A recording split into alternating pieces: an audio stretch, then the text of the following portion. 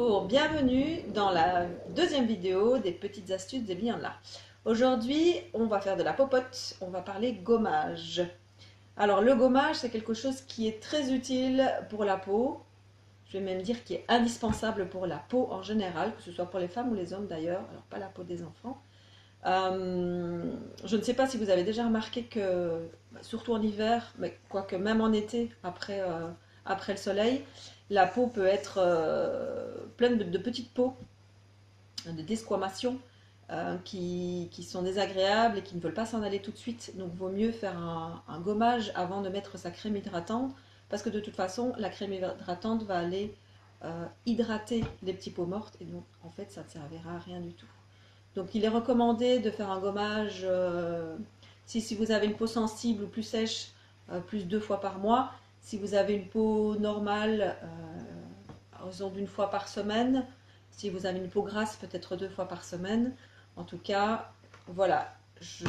À bon entendeur, je dis ça pour vous, mais en fait, le cordonnier est mal chaussé parce que ça fait un bon bout de temps que je me suis dit, je dois faire mon gommage et je ne l'ai toujours pas fait. Donc voilà, j'en profite.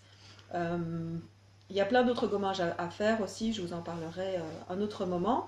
Donc de quoi avez-vous besoin? Tout simplement d'huile végétale. Les huiles végétales que vous avez dans votre frigo, ça peut être la chanvre, la sésame, la jojoba, tout simplement l'huile d'olive. Donc vous n'allez pas chercher midi à 14 heures. Les huiles végétales que vous avez dans votre frigo. Vous avez besoin éventuellement d'un petit hydrolat, sinon vous prenez de l'eau. Mais l'hydrolat, en tout cas, il apaise, il a une bonne odeur. Ici, j'ai choisi l'hydrolat de fleur d'oranger parce qu'il est très apaisant. Et moi, j'ai une peau très sensible. Vous avez besoin de miel.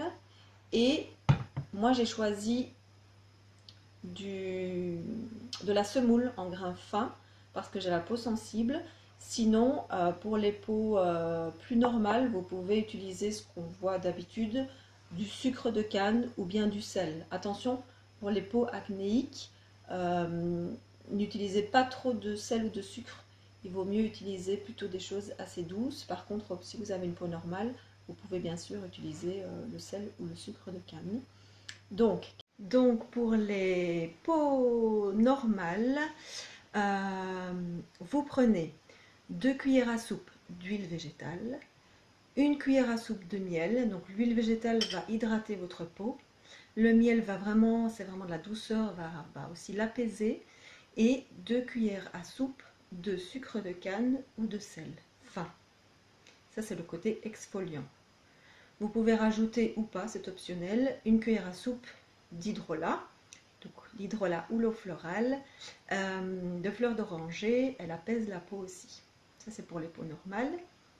Si vous avez la peau sensible ou acnéique, je vous conseille de remplacer le sucre de canne ou le sel fin par de la poudre d'amande ou des petits grains de semoule extra fins. Donc ça, ce sont en fait, c'est une alternative. Ça, c'est vraiment très doux. Donc moi, j'ai utilisé de la semoule.